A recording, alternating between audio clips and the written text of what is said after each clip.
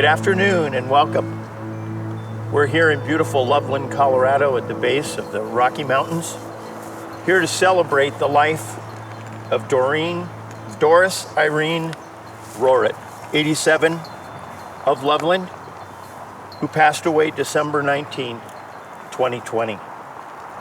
Doris was born March 6 of 1933 in Longmont, Colorado, to Richard and Rose Mondragon. Doris is preceded in death by her longtime love's husband, Don Rohret, and her son, Hans, and in special remembrance of her infant daughter, Georgia Lynn Rohret. She is survived by her three daughters, Gail Allard of Loveland, Colorado, Donna Newton of Loveland, Colorado, and Christine Brooks of Silt, Colorado. 9 grandchildren and 9 great-grandsons. One of 8 children, she was also preceded in death by her siblings Beatrice, Richard, Helen Esther, Dickie, Daniel, and George, and is survived by her younger brother, David Mondragon of Hurricane, Utah. Some memories that we'd like to share with all of you. The first one is from Doris's brother, David. He writes this: to give an example of Sister Doris' sense of humor, I'm remembering a time years ago when she sent me a special birthday card. I knew it was special because she spent a lot of time selecting every greeting card. When opening the card, there was a round piece of paper affixed to it at about 3 inches and was connected with double-sided tape. I was supposed to detach it from the card and put it on the front of my shirt and wear it proudly so everyone could see that I am the brother of a wonderful and thoughtful person. I still have the button on the front of my desk and look at it every day with love. Next, we have a memory from one of her daughters, Christine. My mother had so many beautiful traits. I have listed only a few examples below. My mother was brave and independent. When Mom's twin great-grandsons were born, she drove 240 miles on her own at the age of 76 to welcome them and assist our daughter, her granddaughter, Chelsea, with their care. My mother had a keen sense of humor. At dinner one night, we marveled at the Italian spread before us. I commented, "Look, we have a true Italian spread before us." Casey said, "We have the spaghetti and meatballs." Dad added, "We have the vino." And Mom said, "And we have the Don," pointing to my father, whose name, of course, is Don. My mother was adventurous. Out of the blue one day, my father being out of town for work, my mom announced that she was taking all of us, cousins included, 8 total, camping.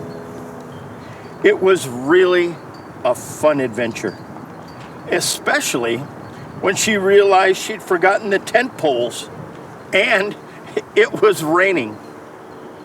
Uncle Joe kindly drove all the way up to our campsite to deliver them to us. And the adventure continued from there.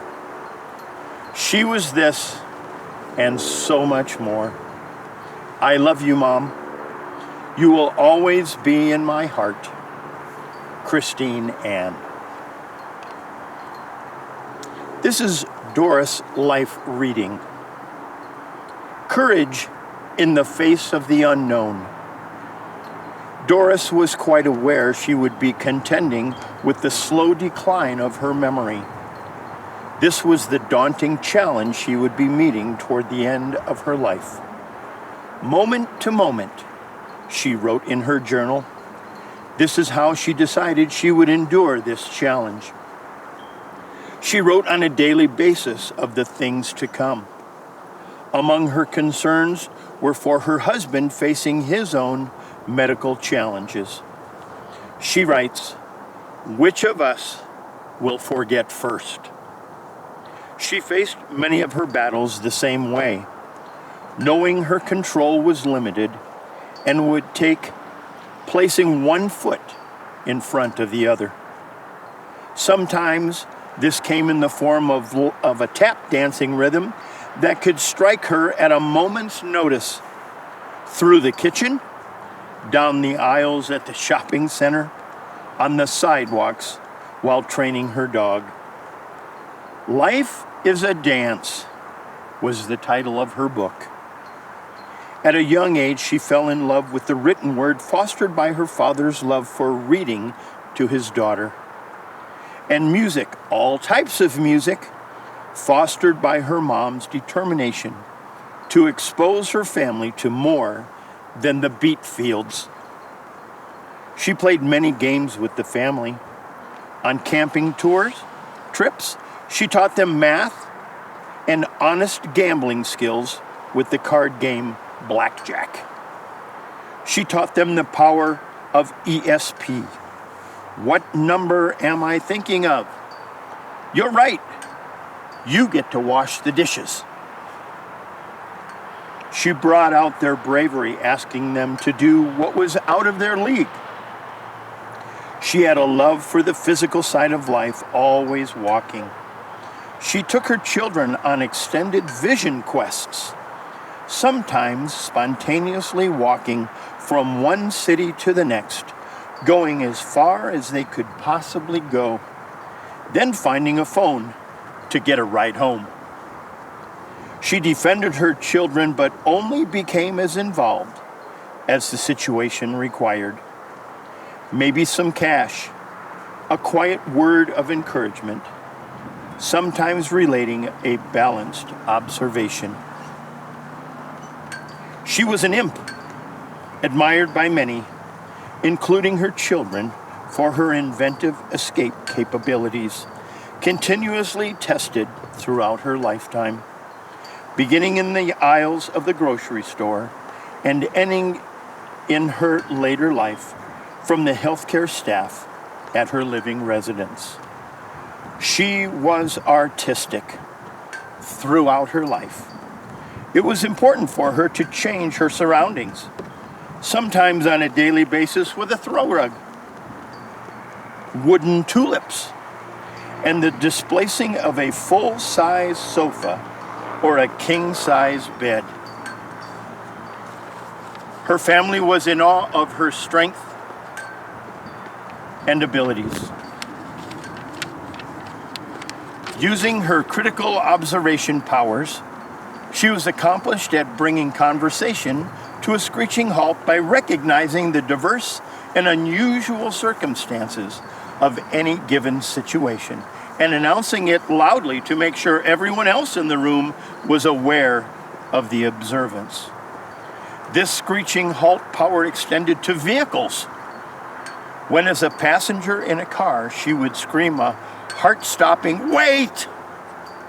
followed by the quiet afterthought, "Did I shut the windows in the house?" Her proficiency and sometimes success at the many attempts to outwit the medical field kept her challenged, happy, and healthier than most. Her natural questioning nature and a razor-sharp sense of humor helped her to navigate many of life's trickier moments. The legacy she passed on to her family: laughter, empathy, the ability to seek balance and to look for the light in every situation. She is unique. She is brave. She is very loved. And she is missed. The next is a reading, a poem that Doris penned herself. I believe that even in the most unconscious man, there is a vague uneasiness that translates into a call to remember. It is at the very core, deep and mystical, where this call abides. The call is to remember the way back home. The spring runoff knows it when it wends its way unerringly back to the sea, its mother. The geese know it when they mount their journey of return in the early spring. The dance of life is a search for that way. It is impossible to return home without sharing part of the map. And when we do remember, it's already all been done for us. The packing, the itinerary, the transportation, and the door sits open in welcome.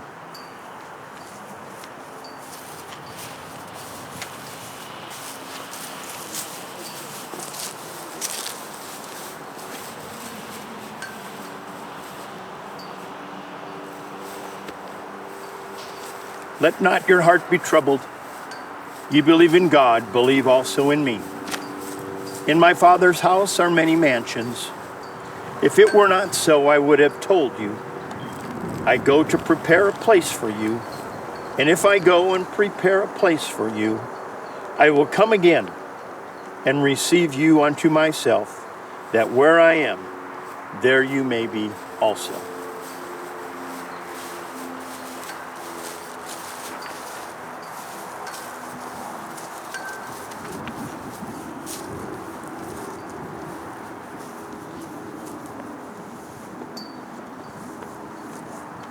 Song. Let's take a moment and just reflect as we listen to a song called Good Night, My Angel.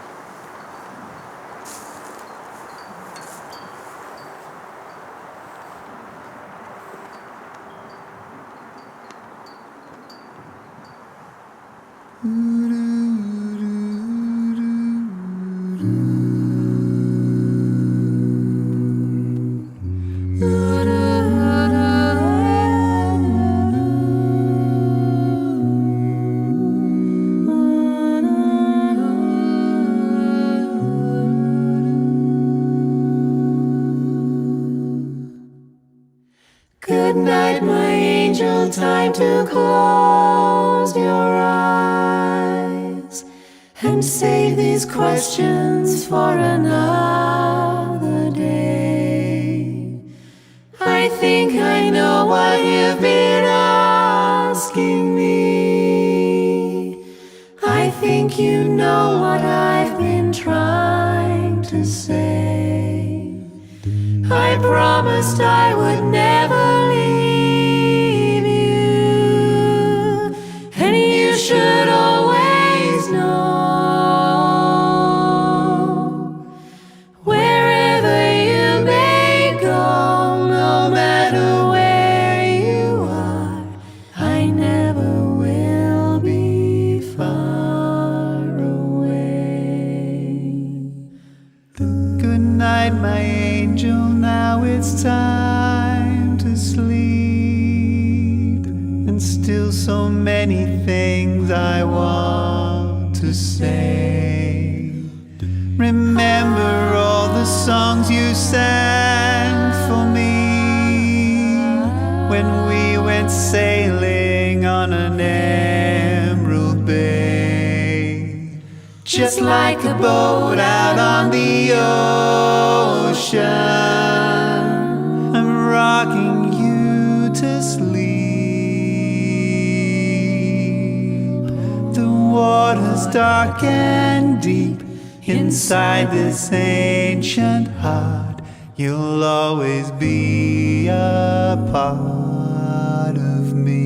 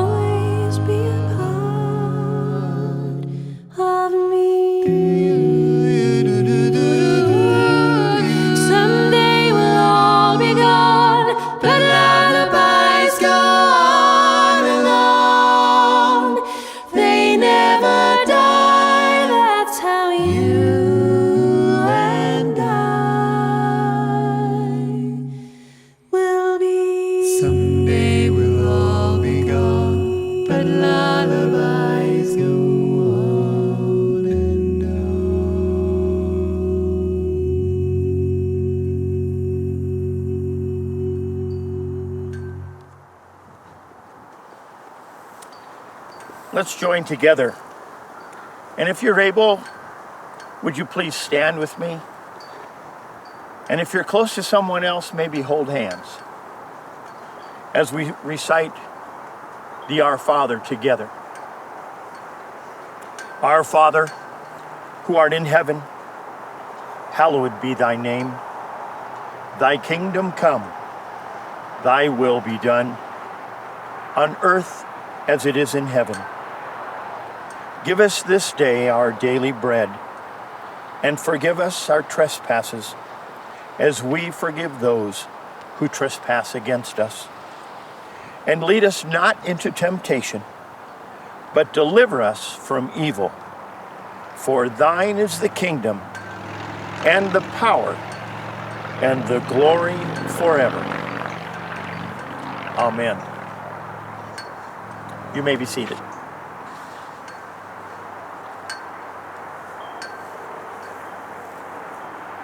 Next in our service is a reading by Mother Teresa called Loving One by One.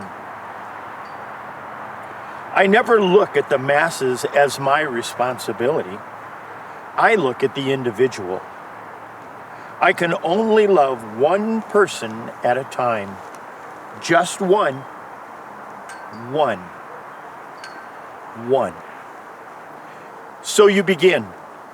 I began. I picked up one person.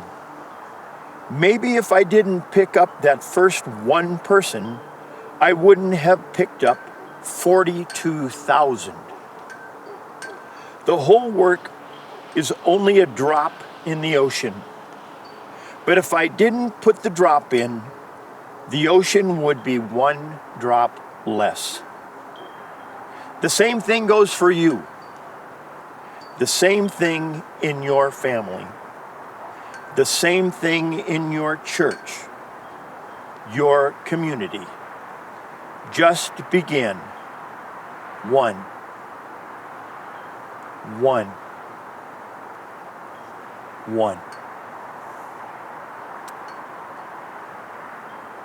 Thank you for sharing this time in remembrance. What an amazing lady we celebrate here today. In our lives, there's two things that are guaranteed: death and taxes. We will all be here in this same situation one day. And as I listened to the different things that were so eloquently presented by family members, maybe you noticed as well as I did, there wasn't anything about her financial portfolio, or her really racy car, or the big estate she lived in, or the land that she owned. There was a lot said about love and caring and thinking of others. I challenge you, as I challenge myself after each one of these services, to think about what will be said about me when this day comes. Thank you again for being here on behalf of the family. I thank all of you. And I'm guessing there are some others of you that would just have some wonderful stories to share about Doris. If you'll go to the website, and there's an obituary site where you can post best wishes, memories, things that you remember about Doris. If you'll send them to that, then the family can make copies of it and put it together in a memory book. And I'm sure that they would love to hear as many stories as you have to share. Thank you again for coming. This concludes our celebration. Thank you.